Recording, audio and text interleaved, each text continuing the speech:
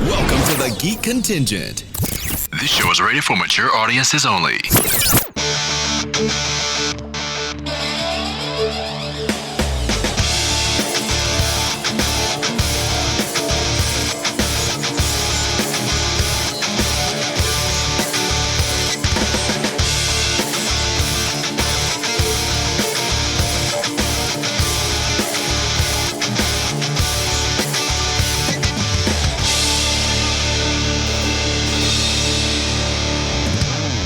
Now, your host. Welcome to the Geek Contingent, your weekly unscripted, unfiltered news and discussion show for all things geek and pop culture. Yeah, this week we discuss the news and some new things we're bringing to you as we relaunch the show. Live tweet as you listen along with the hashtag Geek Contingent. I'm Mark, and joining us again this week are Alex and Gavin, who's taking control of all things audio. Brandon, who you remember from our previous pilot shows, can't be with us anymore with his new adventures and degrees. He's certainly very busy these days. We do wish him the very best, and hopefully he'll be able to come back one day and welcome him to talk about what he has in store for the future. Have we all been, peeps? Meh. Sums up my day. Meh. Okay, this is where I no longer start everything really cheery and positive. What's the point? I know, it was a fun day. It was just lots of blue screens and broken PCs, and took me the best part of 5 hours to get a working PC again. With no aircon. Yes, with no aircon. Oh, Yeah. oh, that reminds me. I must turn my aircon up a little. It's getting a little chilly in here. Just go put on a jacket. Oh, I could do that. I am fine. Everything's been great, but you know that period of time for the few days before you go away for a holiday or vacation, where everything slows down, the world becomes slower, and the last few days become months and years. Yeah, I'm like that for end of term for work. Yeah, I've got 2 days to go before I'm on holiday for a week, and it's just taking forever to get there. I must just have sympathy slow down week then, because my week is dragging to hell and I have no time off coming up. You have committed sympathy. Oh dear. But no, everything's great. Really looking forward to my break. It's great to be back here with you guys and for our relaunch, and ooh, exciting. On the upside, I bought a new PC. Right, do tell. Not much to tell. Asus Tech rundown. yet to set it up and have a proper play, but shall be nice to be off a laptop finally. Can I have your old laptop? It's not fantastically great. It's probably better than mine. It's a Dell. It's probably better than mine. I'll consider it. Well, my laptop's on its last legs. It's 2 years old. It's doing very, very well. But the internal non-replaceable battery is starting to fail. Oh dear. Yeah. It has been a workhorse though, Gav. I'm sure it has served you well in its 2 years. Yeah, considering what I do for a living, sitting on my own in a dark room, and I take in my own laptop, it's been turned on and used for the vast majority of every single day. There's so many jokes I could have made in there, but I resisted. Oh, we're so good at resisting. I don't watch My Little Pony when I'm at work, Mark. No, on your own, in a dark room, the laptop was turned on. I'm going, okay. Just a shame Gavin wasn't. Unfortunately, I have super boring secured internet access, so no fun stuff can happen. You know what I do for a living, yeah? I do that for a living. I'm sure I can give you some ways around it if it's really that dark and boring and dingy. I'll let you know. And we relaunch episode 1 with exactly why we gave the show a mature rating. Boobies and willies. Forward stroking. Oh, I'm never going to hear the end of that. No. Why don't we cut the banter and let's get into the main show and the news. Let's get to it. So in case you hadn't noticed, this past week, and when we're recording, there's still a bit more to come, it's been E3! Yay. Yay! And that's generally the reaction most people have been getting out of it. I've picked out a couple of things I've looked at and I wanted to discuss, and Hopefully everyone else has got the same or got some views. But the biggest thing you would see is the Xbox One X. You mean What? hugs and kisses? Yeah. What Or the kiss, hug, fuck? kiss. It's like keeping up with PlayStation. PlayStation do the PlayStation 4 Plus. Xbox do the Xbox One X. I'm They just like always have going, kept what? pace with each other, though. No, never really to this extent when it came down to actual hardware. Xbox One X has been an ongoing project for about 2 or 3 years now. Anyway, Yeah, it was originally Project Scorpio, which was meant to be the whole modular system. Like, you could put things in and out and upgrade it as you went along. Yeah, it looks as if they've scrapped that. They abandoned that quite early on in the development, I think. So, Failed to tell the rest of the world. so I want to actually discuss something about this with you guys. Yes. And in particular, Alex, because you work in IT, you're a bit of a techno geek like me. I've had an idea. We know that the console platforms from the launch of the Xbox One and the PS4 are based on on PC architecture. It's x86 64 processors. It's DDR4 RAM. It's what is essentially a PC grade GPU. Do you think At what point people give up and just do PCs? Well, either that or really it can't be that difficult to release the Xbox / PlayStation operating system to run on a minimum spec PC, which you can upgrade yourself. Do you see what I mean? It's I see what just you mean. an There's a OS. slight problem in it though. They don't earn money from that, or as You're- much money. Yeah, yearly updates, blah blah blah. I mean, how much money can they really be making on the hardware per console? I bet it's not much. Well, when you think about if they just released the operating system, there would be no more. Like, there wouldn't be a PlayStation 5, there wouldn't be an Xbox One 2, whatever picked up name they give it next. Yeah, but Mark, if you look at Windows alone, you're talking 120 quid for the OS. They could easily charge 90 to 120 for that OS alone. And if they update that once a year, just for the sheer bants, they're laughing. Yeah, exactly. There's Production no costs are much less. there's no hardware development, there's no hardware certification. All they need to do is introduce a check that, does your PC meet this minimum spec to run this version? Yes, okay, you can install it. No, sorry, you're stuck with the old version. Because that's all these things are. These consoles now are just PCs in a little box that sits under your TV. And that's fine for us who are quite technically minded, but you think about parents who buy it for their kids, they'll take one look and go, no thanks. Yeah, maybe. That's the compliment of it, though, if you know what I mean. They can carry on and still have a fairly large market for the actual physical consoles that come pre-built. Just the same way that Asus produce pre-built gaming PCs, whereas people build their own, if you know what I mean. Yeah, exactly. Mm. Open up There would still be a market. competition, yeah. You could have these little niche independent system builders who make a custom Xbox or a custom PlayStation to your design and to your spec. There's a whole market out there for that. Maybe that's where this is ultimately going to go, because at some point the majority of people are going to wake up and go, hang on, my PlayStation 4 version 13 is just a PC with a different operating system. Mm-hmm. I don't know if we might get there though.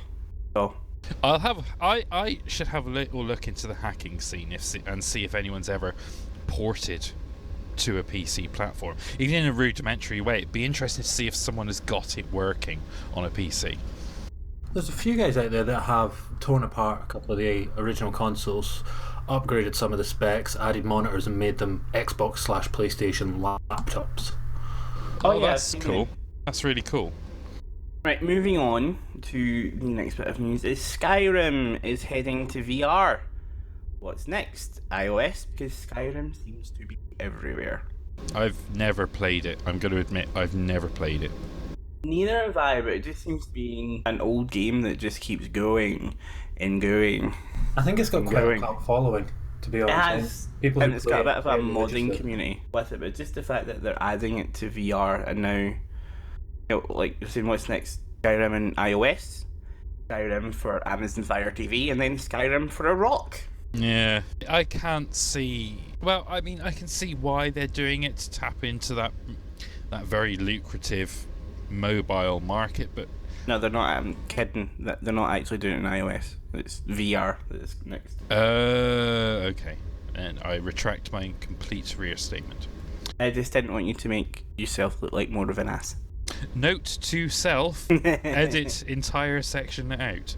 But speaking of VR, PlayStation VR, which seems to be one of the, I would say, if not the leader, seemed to release a lot of the sort of mediocre games in the PlayStation E3 event, which is really boring. It looks as if they're building a base. When consoles first come out, you get the little games that just carry over to like the big titles come around. It seems to be that they are investing more in their games. Also, we've got one of the bigger titles coming out actually would be Star Trek. Is it Bridge Crew or Bridge Commander? I keep getting them mixed up. But like Star Trek for PlayStation VR. No, I haven't really kept up with E3, and I'm not super enthusiastic about virtual reality as it stands currently, technologically. But are you saying that they're rehashing a lot of older games that have kind of fallen by the wayside a bit for VR? Not really. It's more a comparison. Remember when you get your, like, back in the old days, you got your console at first, and the first couple of games were always those really, really crappy platformers, and crappy driving games. It seems to be that now that the VR has picked up a bit of momentum, they're bringing out these sorts of style games to build a games base. So they can eventually one day say, look at all these wonderful VR games that we have. But they're all shit. To proof the technology, improve on the system as well. Okay, I follow you. And if nothing else is in that, there was more news about the next Star Wars game, Battlefront 2. Anyone played Battlefront? The first one? I have been tempted to try it, but I haven't. Why? What stopped you then? Honestly, money. To be fair, the first one was kind of limited and kind of crap anyway, but the second one the first one was only the original era. Okay. For lack of a better term. And with some DLC put in for moving things around, but it was really limited and it was only online. But now the second one has a multiplayer campaign, which you'd expect, and a single player campaign where you get to play as a elite commando from, is it Phoenix? No, it's some kind of squad. I cannot remember the name for the love of God. And it's on the Empire side, so you're kind of tracking the 30 years between the end of Return of the Jedi and the start of The Force Awakens in this, what's seemingly going to be canon backstory on the Empire side. Might they tie it into the upcoming next two films? Yes, I am thinking so, because they are now brandishing it as spanning all three eras of Star Wars. The prequels, the main trilogy, and the sequels. And if you pre-order, you're getting some bonuses for some sequel trilogy characters like Rey and Kylo Ren. Okay. You see, that sounds tempting, but again, I hope it's not just a token single-player experience. Oh no, this has been like several different development studios on the one game. They put out the single-player. I don't know what one DICE put out. I think it was a single-player, or it could have been the space multiplayer. They put it out to someone else to do it. They put another game studio on it. So there's a couple of game studios on the one game. Okay, well, I'll have a look at it on YouTube and see what I think and let you guys know. I would highly recommend it. And you're talking heroes from all three trilogies, vehicles, space and ground from all three trilogies, and all sorts of wonderful goodness. Alex, you picked up a couple. Yeah, Evil Within 2 confirmed with a new storyline trailer launched. Right. For those of us who haven't been keeping up, what is the Evil Within? Let's say it's a game you would play during daylight. You wouldn't want One to of the play freakier games I've ever played. I was obsessed and loved it, but I haven't played it in a long time now, so it's a relaunch of the game. It's been quite a while. Can't honestly remember how far back since Evil Within is. Gav, do you recognise the title? Remember it at all? I think I've seen videos on it on YouTube, and isn't it a bit of like a ghost / zombie thing? Yeah, that'd be a fair sort of very brief sum up. It's due for launch in October. haven't seen a huge amount of it. I just heard it and I was like, oh, need to check that out more.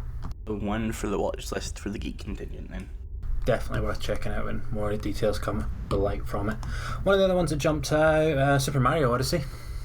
Yeah, that's it. Is that the one for the Switch? It's for the Nintendo Switch, sorry, yes. The Brandon Mario and all these different costumes and everything. I kind of got a glimpse of it the other day, but wasn't really interested, because right now I'm not interested in the Switch. No, I've yet to see anything that really does. They're kind of summing this up as the return, not just the return of the fully 3D Mario adventures, but the game is being billed as the first Super Mario sandbox game since the GameCube. Oh, So it's getting quite a bit of hype. Interesting. I think it's still more edge to just try and push Nintendo Switch sales up. I think all they need to do for that is release a Pokemon game for the Switch, and it'll be good to go. Yeah, I think they need to wait a few more months for that. I'll let Pokemon Go kind of completely die a death, although it's almost gone now. I think it's down to the top 20 sections of iOS downloads anyway. Yeah. That's because it's on everyone's phone already, though, I suppose. Not on mine. Been deleted off mine. Gavin, you still have a brick. I do not. Gavin upgraded, remember? Oh, so he did. I thought you still had a brick. No. Well, sticking with gaming news in the loosest possible size, and we do mean size in this one, Samsung releasing a 49-inch curved monitor. This, I don't know where to begin in this, whether... It's a TV! It's not a monitor, it's a TV! Curved telly. It's too big as a Why? monitor. I mean, It's just I too am big. sat less than, say, 90 centimetres from my screen right now while I podcast, so I would only see a very small section of that screen. It's pretty useless. Right, so, and the thing is, it's so big that to avoid neck and eyeball strain, you have to sit further back, so you may as well just buy a smaller monitor and have it closer. Or is it that they're trying to give the all-encompassing VR experience without a headset? You're just that close. The whole thing's in your range of vision. Cheap man's VR. Yeah, well, Not cheap that it's man's gonna be VR cheap being with the for an price of the 49 expensive inch ass. Yeah. Plus, For me, Samsung, yeah. are they just side screens now? For me, I love a bit of a real estate when it comes to monitors. Anyone who's seen either my workstations or my home stations, when it comes to even using a laptop, I'm hooked up to the TV on my left and a second screen to my right. I love a bit of real estate when it comes to monitors. But I'd rather go out and buy 4 24-inch screens and a stand that links them all together. I can then be running different things on each one. I think for anyone, even Mark, 49 inches is too much to handle. Yeah. All that. There was jokes. Anyway, moving on to a bit of TV and more Trek news. Nicholas Meyer, who's been involved with Discovery a little bit, has already been teasing to Trek movie that he's already moving on to his next Star Trek project, with Discovery not even being out yet. And we mentioned Star Trek Discovery, and this is the point I go silent, because we're going to cue Gavrage. Gavrage in 3, 2, 1. Fucking Klingons! There we go. No, but in all seriousness, I saw this piece of news as well, and it was quite interesting because he didn't really specify what it was. It's just another project. Now, that could be anything from art, models, merchandise, to comics, to JJ4. you know, like YouTube mini-series. It could be anything. Now, something which occurred to me was, is it possible that it is extra little bit of content tidbits for their post-Discovery show thing they're doing? You know how Doctor Who has a show after it? The about companion show. The companion show, yeah. And we know that Discovery is having a companion show. Now, is it going to have little bits extra in it? Maybe it's that. Don't know. I mean, I would argue. I think they would only do something like that if the companion show was going global, the same as the actual show. If it's something that's going to remain as CBS All Access, I don't know. At least if it would be that, it wouldn't be as big of a news as this seems to have made it out to be. Now, the other piece of Discovery news which has me worried at the moment is that in at least the article I read, and I can't remember where I saw it, but it referenced the same interview with Nick Mayer. They haven't even completed episode 5 yet. Now, Is that completed 5 fully hours and completed filming of episode 5? Because it could be two completely different things. I understood it to mean that the filming has finished. It's in the post-production phase, probably towards the end. But for a show that was meant to be released in January and then May, and then an undisclosed time in the fall, with quote marks around it, for them to be, let's face it, in the middle of June and only have 5 in the bag out of 15... 4 in the bag. If they've not finished 5, they've only got 4 in the bag. Is a little concerning. Well, Like getting canned. no, they've put way too much into it for it to be canned. Oh, you'd be surprised how much money they'll sink in a show and still can. Not with as much publicity that they're putting around this. If they can this, you might as well kiss goodbye to Star Trek as a franchise. I don't think they could, not for season 1, no matter how bad its reception was or how good its reception was, purely because Netflix have essentially paid for the entirety of season 1 already. And given them profit from it. Exactly. So season 1 will be finished, completed, and put out there. Now, but do you see what I mean? We're towards the end of month 6 post initial release date, and they've probably only got 4.5, 5 in the bag. What is going on at CBS? Well, they might be working on them all at the same time. You know, just because 4's in the bag, 5's not finished. It depends what they mean by finished. Is 5 still to go through an initial pass? Are all the episodes much further ahead and they're just waiting for a final sign-off in this? Could the rest of them come through pretty quickly? I mean, you could be right. They could have filmed, let's say, 10, but only finished 5 in post-production. Who knows? But you would kind of still hope that they were a bit further along. Now, is that a reason why we haven't seen any other trailers than the... And I'm going to use a very British term here. Sorry to our American friends. It's been received like Marmite. People love it or people hate it. Potentially, but you think about the people behind it, it's CBS and everything, and the big Trek conventions for the year haven't really started yet. Like the biggest one's in August. Okay. They might decide to do a big panel at the Vegas convention, and they might decide these are our people, these are the core fans that we're trying to target. It's the previous ones to get them on board with this before we put it out to everybody new. We want to launch it there, and we want to do the convention circuit. They might do it at Comic-Con, which is just before. Actually, I would probably bet they would do something for Comic-Con before they did the actual Trek-based conventions themselves, so they might be waiting for something like that. So, I've actually got a question I wanted to ask you, Mark, and you as well, Alex, but I know you're not like a super Star Trek fan.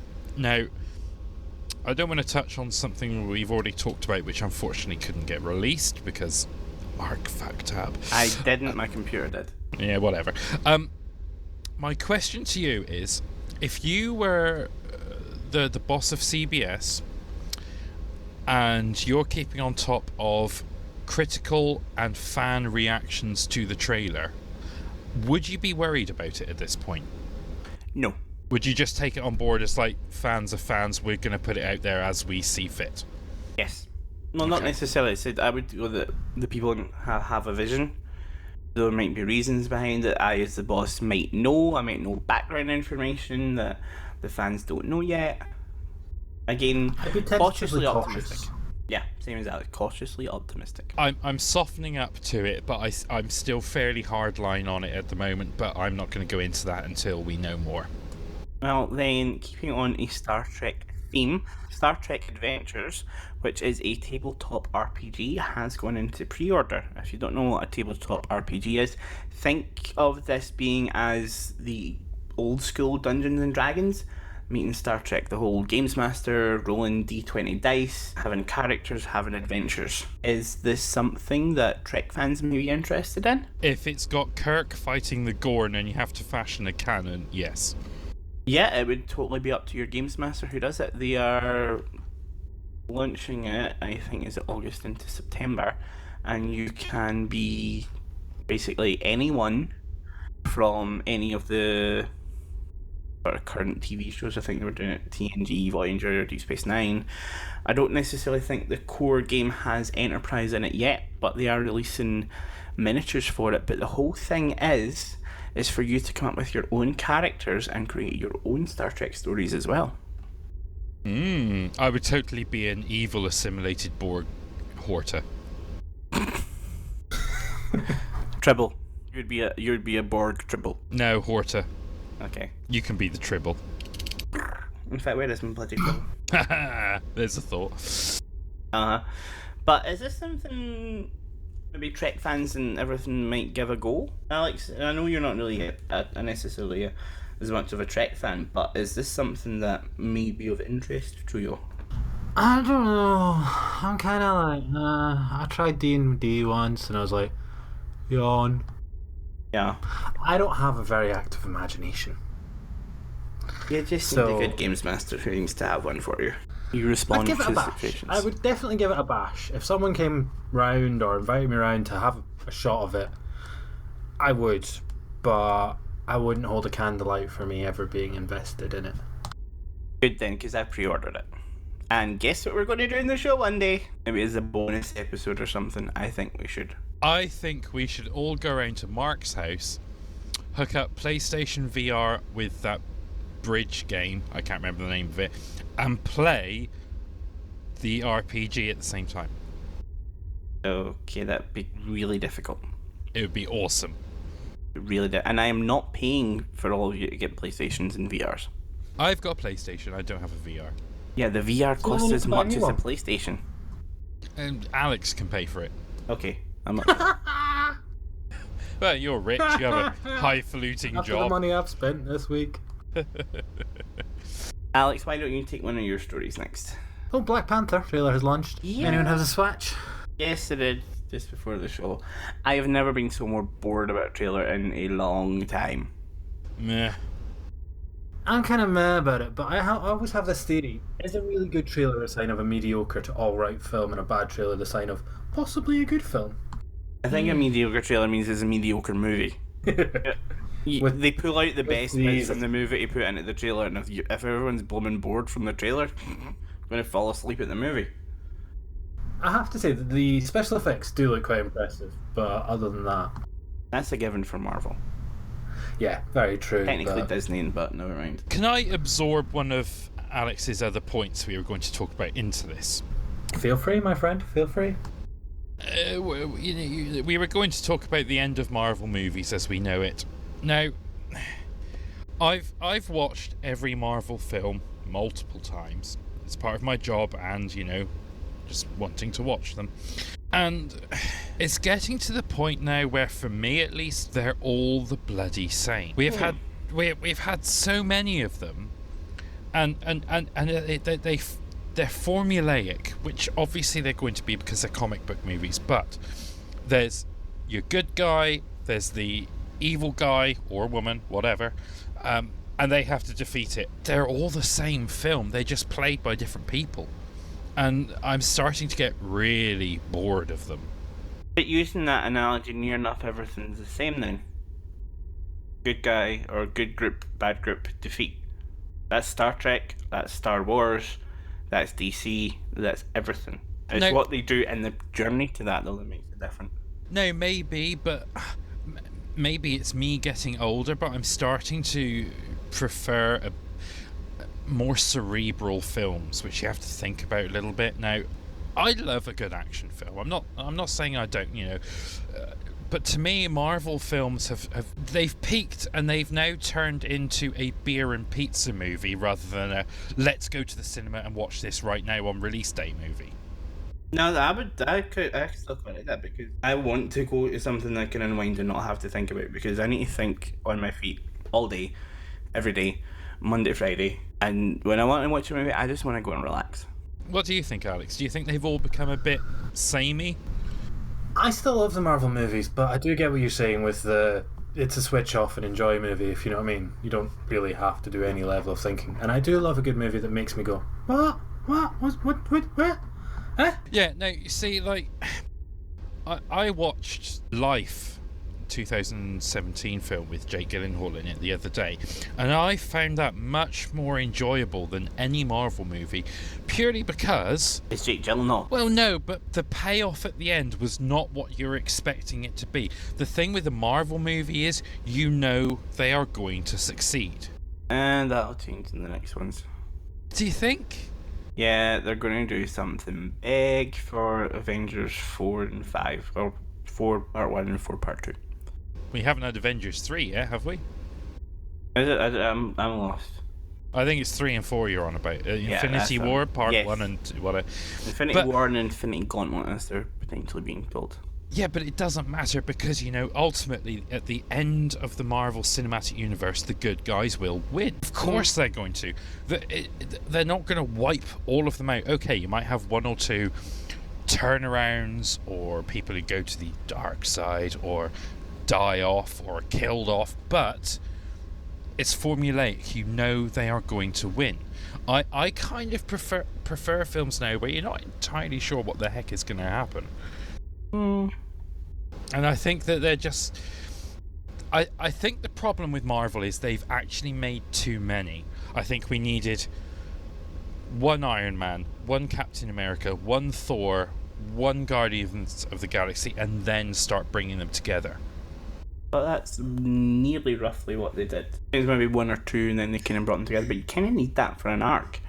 There's too much story in these things to do one movie and one movie and one movie, and all of a sudden they're together and they're friends. And I if don't you know. think about it as a continuity as a whole, as one entity, rather than Yeah. breaking it down as movies. Maybe I'm just getting tired of them because they've been out for, 10 years now? Something like that.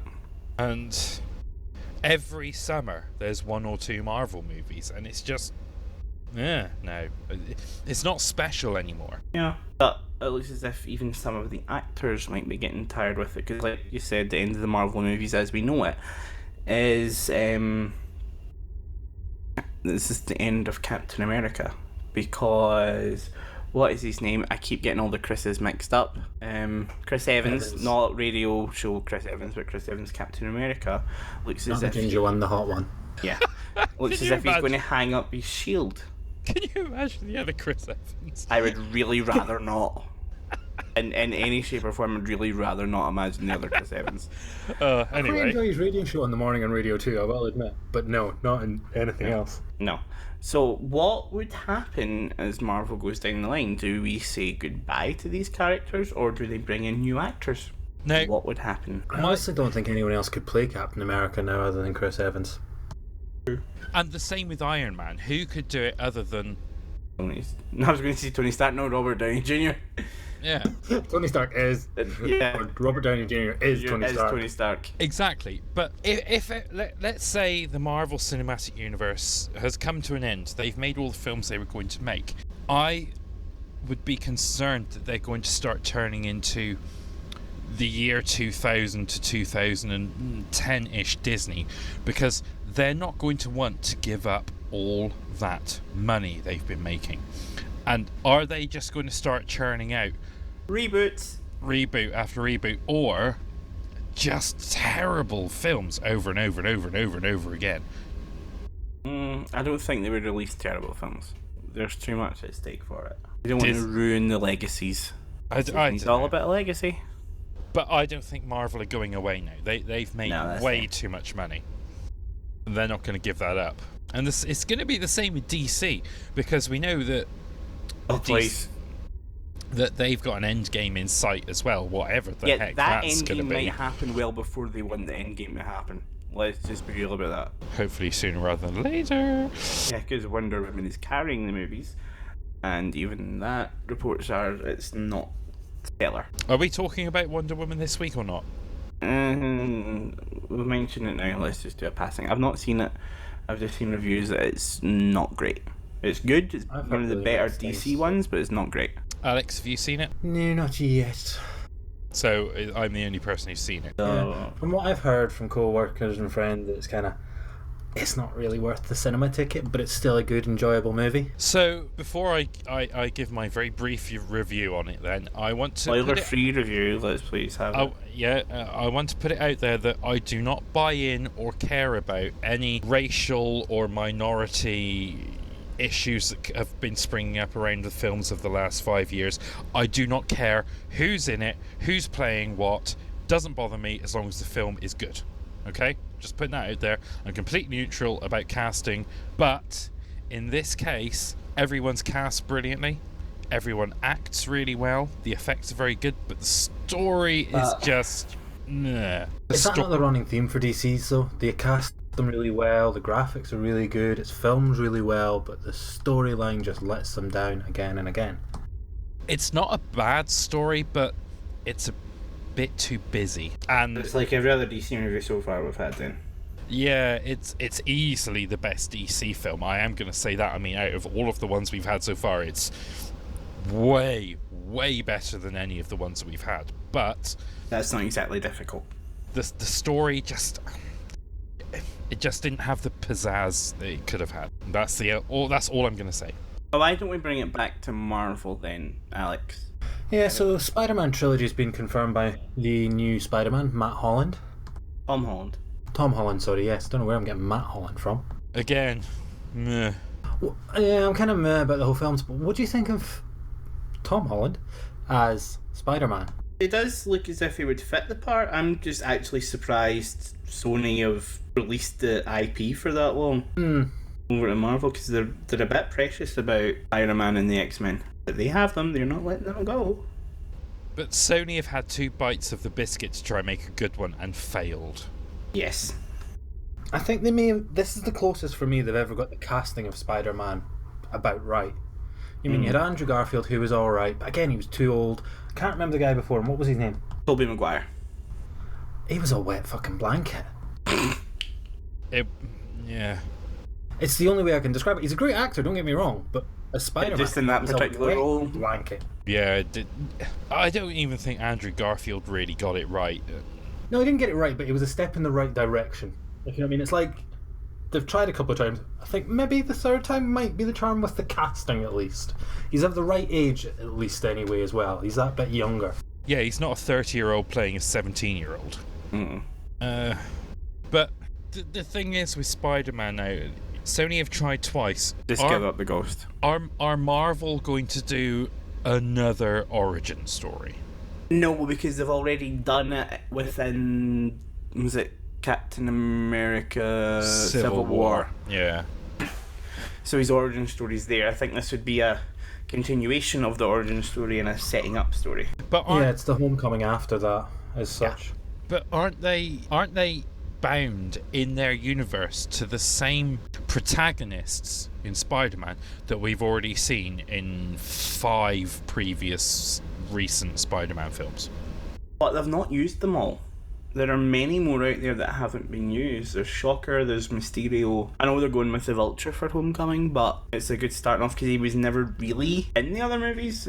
So there are many more protagonists out there for them to cover without going back and doing the old ones again. I don't know. I just think Spider-Man's had its chance and failed and should be left alone for 10 years.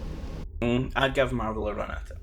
Yeah, so... Will we keep it within the movie theme then and maybe do our last bit of movie news? Yeah, it's. I don't know much about this one. I just spotted it just before we went live. Hellboy reboot, Giving the Blessing. Yeah. By, what's his name again? It's gone right out of my head. Click the link and get it, Alex. By... Del Toro. Oh, someone say his name. Yeah, Del Toro, let's go for that. Guillermo del Toro gives the new Hellboy reboot his blessing. How do we feel about yet another reboot? They kind of want to make this one 18 plus.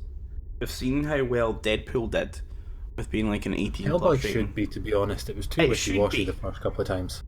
It should be. I don't know if the time for it is come and gone. It's just, to me, Hellboy Has was it been very much sufficient enough time that a reboot can now be done with a fresh eye? I don't know. I'm still thinking Hellboy was a very much all of its day movie back then. And unless they do some sort of big reimagining, and we know how we feel about that, I don't know. I really don't know. I look forward to seeing more about it anyway, because I did like the originals, but they were a bit too soft. I I feel ambivalent about it. I don't really know. So Very under the care. yeah, pretty much. Well, we'll end the news segment with: is Apple bringing about Judgment Day? Should we just rename them Skynet now? At the Worldwide Developers Conference, they talked about automated cars and taking over. Is this the beginning of the end? I'd say Google's closer to being the new Skynet, or being the Skynet, than Apple is. I can imagine a time in the not so distant future where they merge. Well, and they want to buy Disney, so you never know. Does anyone remember when Apple took Microsoft to court as a monopoly? Tried, you mean? No, they won. Yeah, that wasn't really that long ago, but yeah. No, we're getting close to Microsoft probably being able to sue them, or Sony suing them as a monopoly on the phone market. Mm-hmm. And they also released the Apple HomePod, which is their version of the Amazon Echo. Again, Apple, bit late to the table. And more expensive, about double the price. It's let's take someone's idea, let's reimagine it, shove I or Apple in front, because if we can't get the I, we'll just shove Apple in front. Watch, anybody? Mm-hmm. And then just triple the price. And make it white. All white. Nothing or the colours, no The nothing. home's just white. But Apple tend to make everything just solid white. No, I agree with Alex, and I know this will annoy a lot of the Apple fanboys out there, and the following opinion is my own personal opinion only. It does not represent the wills and opinions of the Geek Contingent as a whole. Really good department, thank you. But if you really examine Apple's history, they have never really innovated themselves. It's always been a pre-existing product or idea which they have either bought or got to the patent office first, or simply bought out the company which makes what they were interested in to re-release. The only real exception to that would be the iPod. Yeah. I don't know. If you go back far enough, there were competing MP3 players, and we're going all the way back to the beginning where they didn't have big Don't fancy mention the screens. Zune. Please don't talk about the Zune. No, but there were lots of others, and I can remember several from Creative were particularly good. I'm just putting that out there. And I know fanboys will say, "Oh, but Apple had the first GUI." They did not. That was the Zero.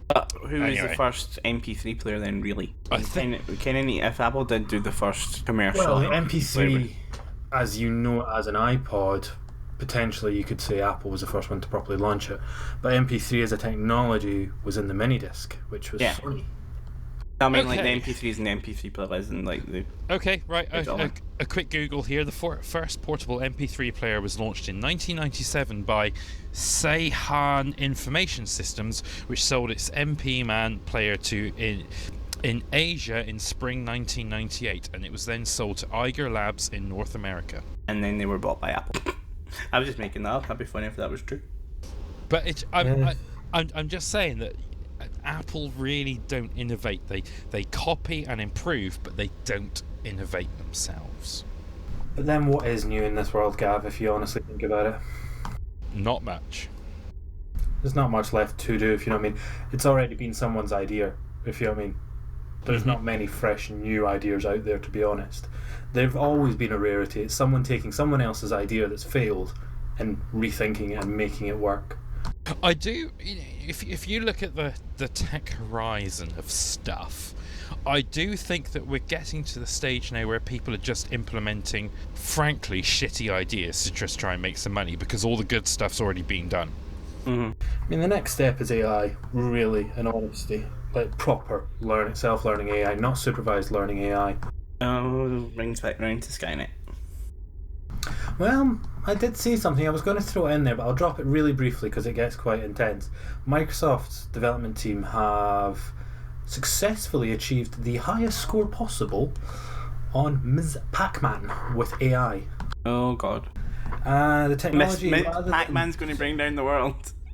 Well, it's not so much about what it's done. It's won that itself and got the highest possible score through its own learning, not supervised learning where you tell it 1 + 1 is 2, but where it's repetitive learning. It does it again and again and again and again and again and again until it learns by itself, which is quite impressive, if you know what I mean. I'm kind of scared. Is it impressive? I mean, it's not exactly calculating pi to the trillionth digit, or calculating the maths behind a faster than light drive, is it? It's Pac-Man. Yeah, but it's a computer doing it on its own, if you know what I mean. It's a principle behind it. It's taking that simple task and having the computer learn to do it itself, or the program, whatever, doing it itself, to then have a baseline of what else you can apply that to. I'm going to have to disagree. It would take a lot more to impress me, but there we go. And on that happy note, we will head over for our theme of the week. Well, this theme of the week is the major change that we were talking about in the show. Instead of some of the bigger topics to discuss each week, as we did before, where we had 4, we're just going to bring you 1. Some of the big geek discussions that are out there in the world. So, for example, this week's one is Marvel vs. DC. Since we're going on a bit of a Marvel vs. DC episode, you might also see things as Star Trek vs. Star Wars, Red Shirts versus Stormtroopers, sort of celebrity deathmatch style ones. We have a bit of an epic list of potential discussions, don't we? Yeah, thanks, Mark. Massive list. Alex, I'll let you take it because you like telling this story about the lists and how the lists came about. You had a hell of a week writing that list. Yeah, I look once, there's about 10 or 15. I'm like, oh, that's a really good start. That's the next 3 or 4 months worth of shows planned out to Essence. We just need to pick them. I look again a couple of days later, there's about 50. I was like, wow, we're pretty much sorted for the best part of the year. I look again and we're somewhere like 160. 137. Again, a couple of days later. No, And actually, now we did have a lot more. You just actually had to go through and like delete some of them. Yes. I think we're at 1,052 possible subjects now, Mark? 1,053. That does not surprise me. Anyway, this week is Marvel versus DC. We are going to do it in 6 rounds, like sort of a boxing match. So we'll take each round, we'll give our thoughts, we'll probably put out questions for you listening to chime in on in our comment sections and various social media platforms and our website. So the rounds are: round 1, our opening thoughts; round 2, who does the better movies; round 3, who does the better TV; round 4, the better comics; and round 5, the better characters; and round 6 being us declaring our overall winner. So we do this round. I will act as sort of moderator and adding my own thoughts as we go. Make sure everyone has a bit of... Moderator should be unbiased.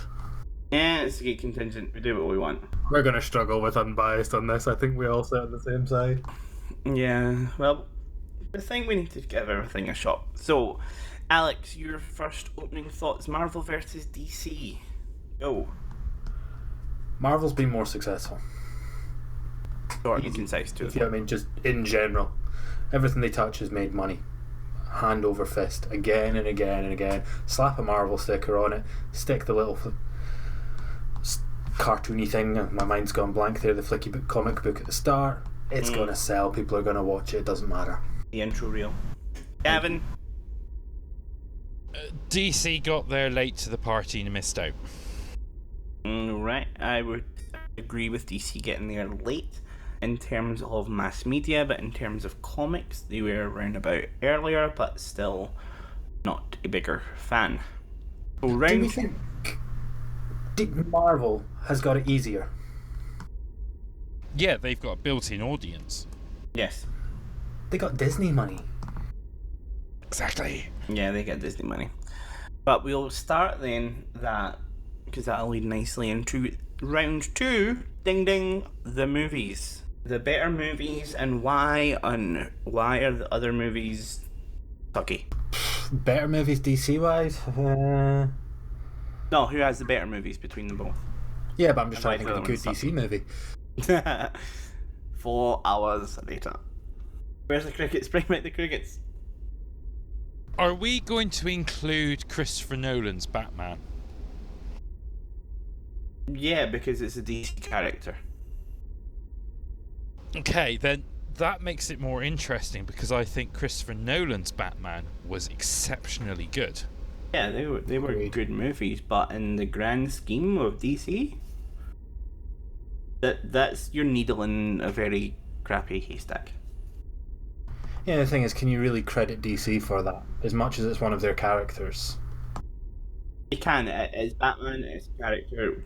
Oh no, I don't discredit saying it's DC. It's just how much credit can you actually give DC as an organisation for input on that movie? It was almost independently made.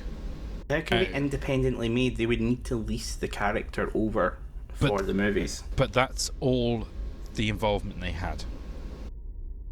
Well, then that, I would say, marks them down as a studio, but gives them a half point as an IP. So far right now we're sitting at Marvel with no points and DC at half a point. Yeah, I'm just coming up with this on the fly about how to do points. So DC, you're sitting at half a point. Now, I think if you go back in time to the beginning of the Marvel Cinematic Universe, they by far and away had the quality. Now, they've certainly got the quantity of films, but I think the quality might be tailing off a bit. But that's not to say that DC's have been particularly great either, so I think for movies, Marvel have it. Would you honestly say Marvel is tailing off or just plateauing? Plateauing. I would go with plateauing. They're not getting worse or weakening by any means. They've peaked, if you know what I mean. They're at their best, if you know what I mean. Yeah. They are amazingly well filmed, amazingly well cast, really good stories, really well written, if you know what I mean. So what more can you do? And they have Scarlett Johansson, so yes, of course. And they have the Chris Evans and the Chris Hemsworth, and they have all the Chris's. They have the Chris Pratt. And they have Scarlett Johansson, so yes. So that would be Marvel taking the movie round. By 100. No, they get 1 point. Okay. DC get half a point because they were smart enough to lease it out.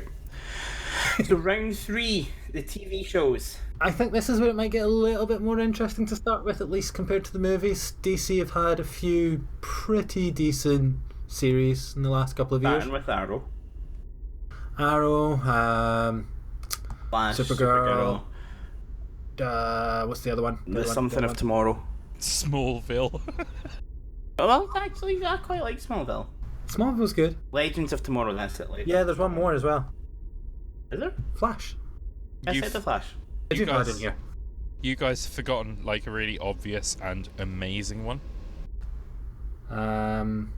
Gotham. Oh yeah. Yes, actually, yeah, Gotham.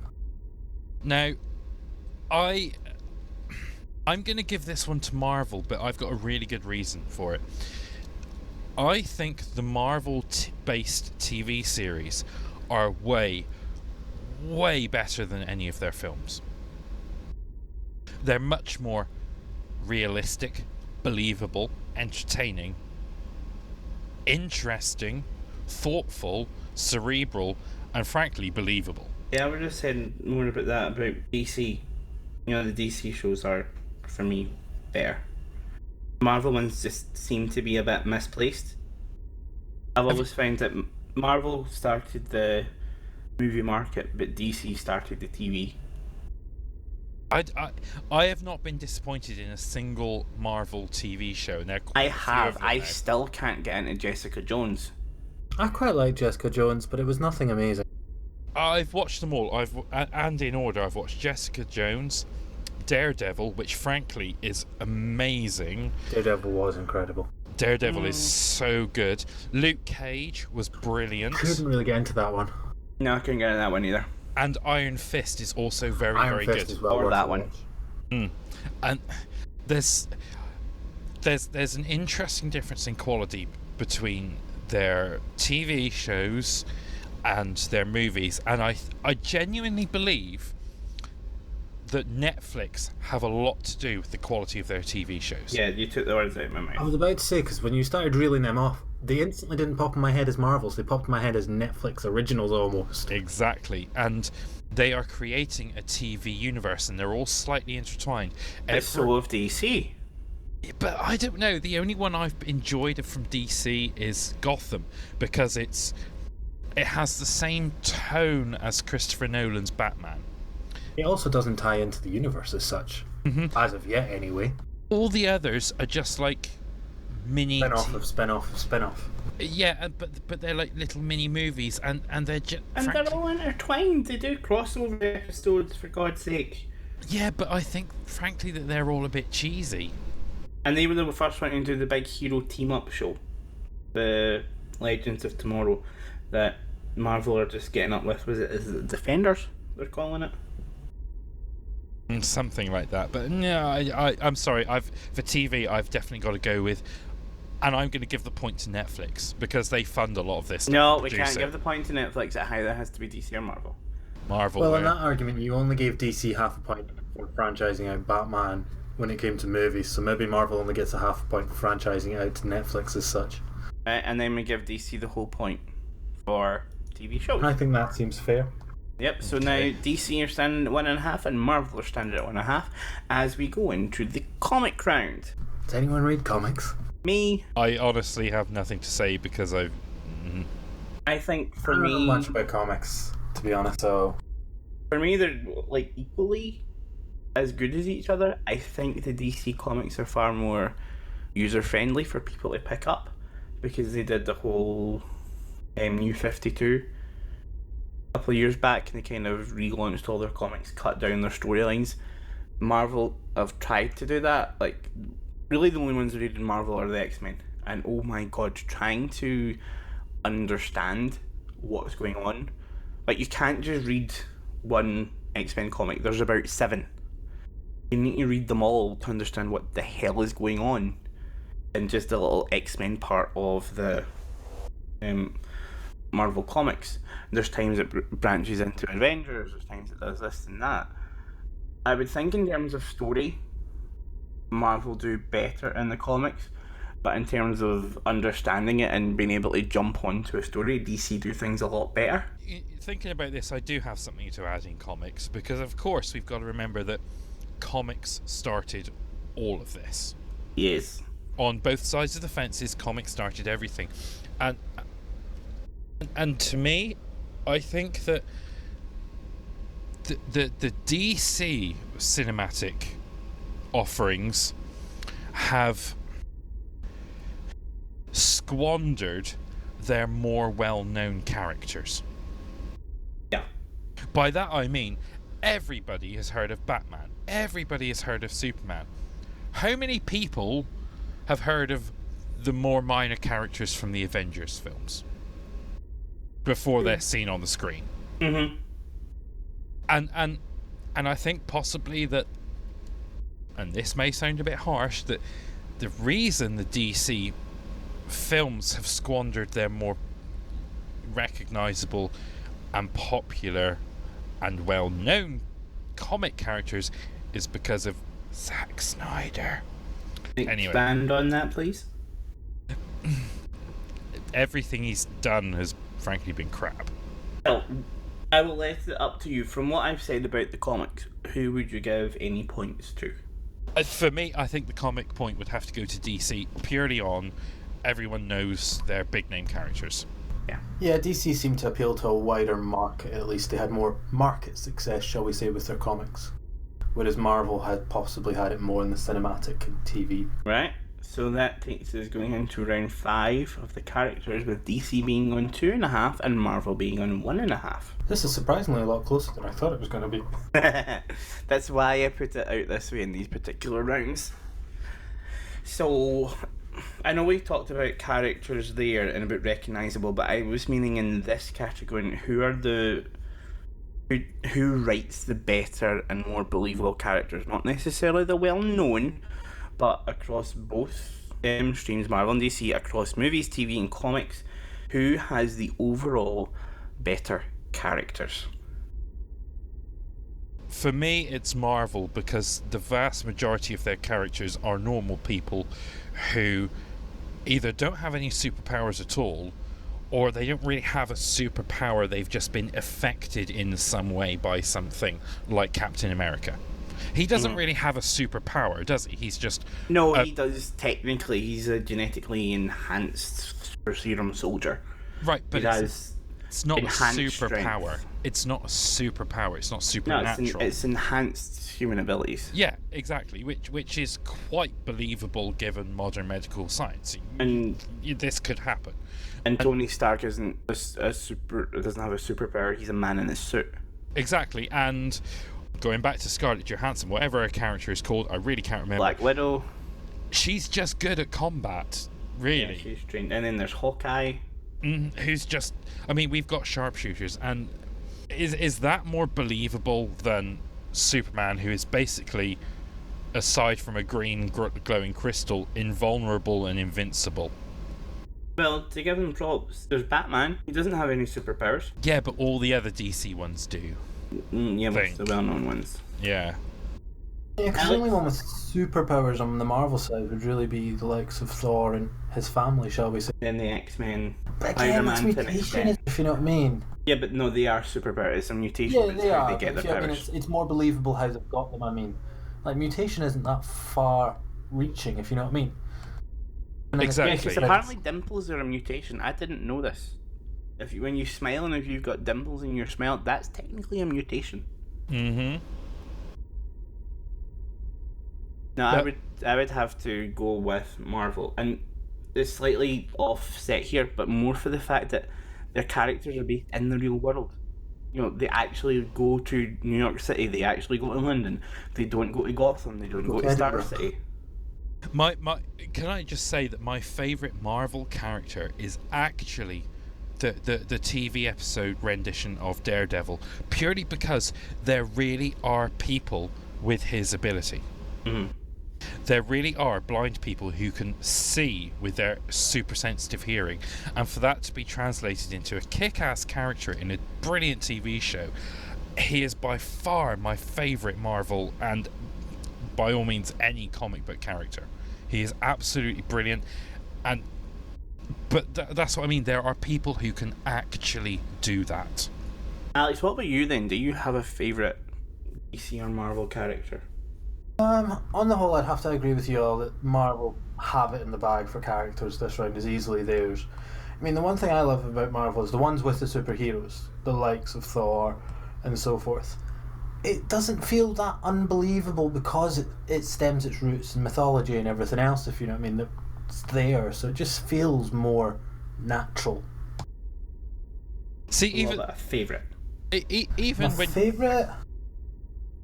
Because I have to take out the whole thing that I fancy this one and I fancy that one and I quite like that one because of his looks. Somewhere between Thor and Cap and Iron Man, No. or just all three of them in the bed. We don't want to win at your fantasies, Alex. It'll be a reality. on the note of characters, though, can I just point out that even the likes of Thor, on the Marvel side of things, isn't massively unbelievable. I mean, he's basically an alien with a weather controlling hammer. It's not beyond the realms of possibility. Yeah, and that was how the Norse mythology was about. Mm-hmm. But nobody going to ask me my favourite? No one? I think we know how. Oh, you would be pleasantly surprised. So anything that Oh, hang on, Zac Justin Efron isn't Bieber in a Marvel played. movie. Yeah, Zac Efron. Zac Efron's no, but Justin Bieber. oh god, no! Where's the banhammer? Don't you dare. Yeah, no, I have always been stuck on two, and recently these two have come back round in the all new X-Men, which would be Jean Grey. Okay. No, Jean Grey, Phoenix, and Iceman. Has been like, I can't distinguish between both of them because they're just so much story and so much fun. When they brought them back, like, there's been a whole thing. X-Men has just been a cluster mind of stories over the years of people dying and coming back to life. But without doing too much spoilers, they brought the original X-Men team from the past into the present as teenagers, and I just think the whole story arc's been really funny. Jean Grey's been having to deal with extra powers.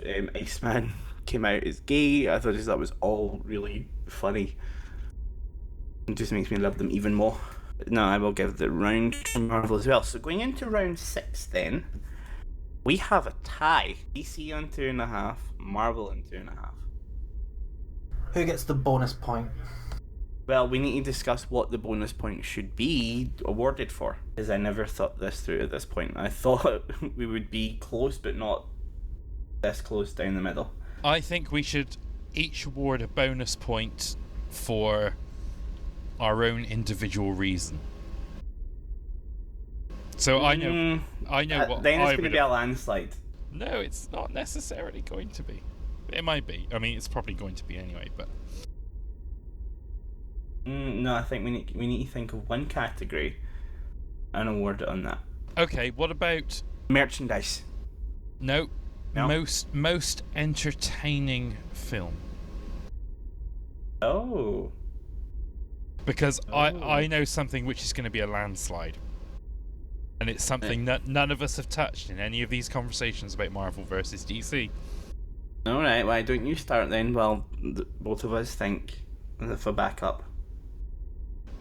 For me, personally, the most entertaining comic book movie we have had, Deadpool.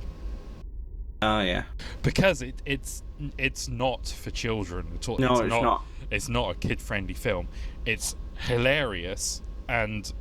So wrong on so many levels. It's so fun. It's just brilliant. And they couldn't have chosen a better character. I always sat on the fence with Reynolds until that movie, and then I fell in love with him. Oh, he totally owns it. He is Deadpool. When you see his Twitter account, he is Deadpool. He is Deadpool. And do you know, going back to something I said way at the beginning of the show, he was in the Life movie I saw, the Jake Gyllenhaal one. In that, he was frickin' Deadpool. He was referencing himself. He has owned that character. I think possibly more than Robert Downey Jr. has owned Iron Man. That Ryan Reynolds, he is Deadpool. He is the epitome of that character. I mean, that's one thing Marvel also has up in it, just for another point of view. Which characters are most brought to life by their actors, if you know what I mean?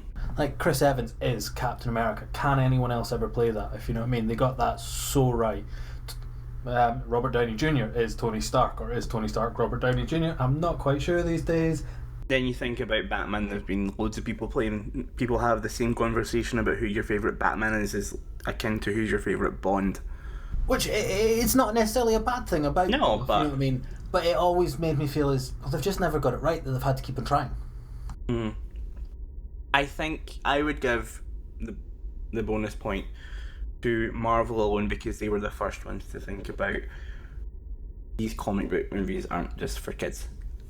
Exactly, and Deadpool opens up that whole avenue of adult comic book movies that even the most anti-comic book girlfriend, boyfriend that you want to take to the cinema on a date won't mind watching.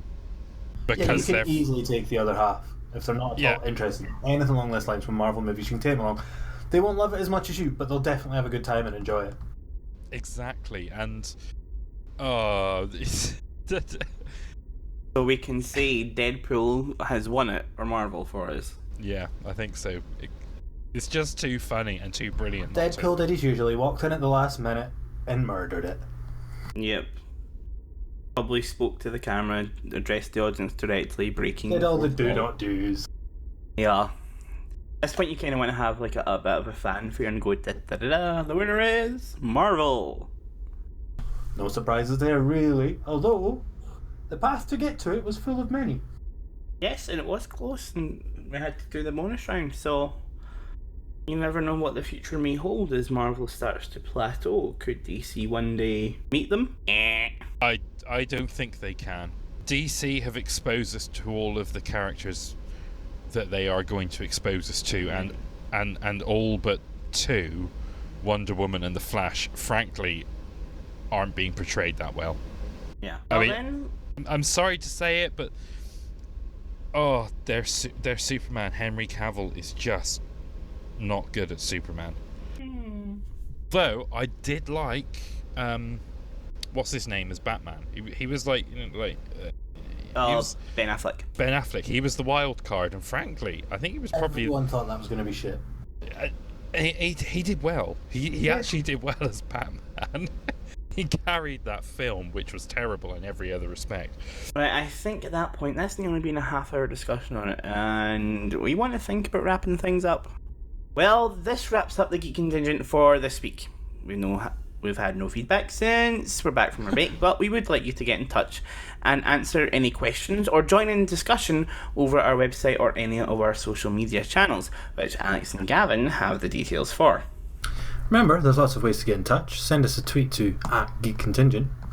Drop us a like and comment on Facebook at facebook.com/geekcontingent. You can email us as well at incoming@thegeekcontingent.com, or why not head over to our website and comment on the post for this show, geekcontingent.com/E01. While there, you can bookmark our live page and listen to the live recording of the show and join us on our Discord server. Details can be found there also. Thanks to our audio engineer Gavin and our TeamSpeak assistant Orange for their skills putting the show together. Mostly, though, we want to thank you, our listeners, for joining us again this week. Make sure you comment to get featured on next week's show.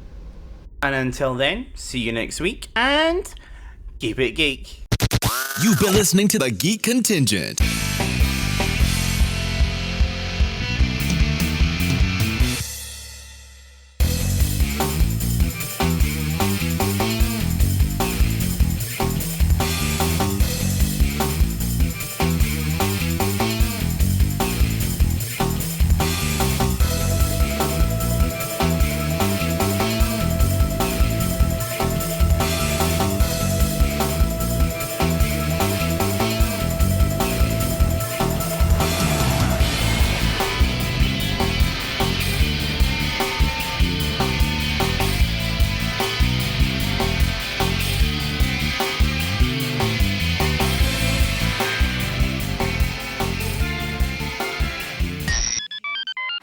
Tune in again next week for more news, reviews, and opinions on all things geek.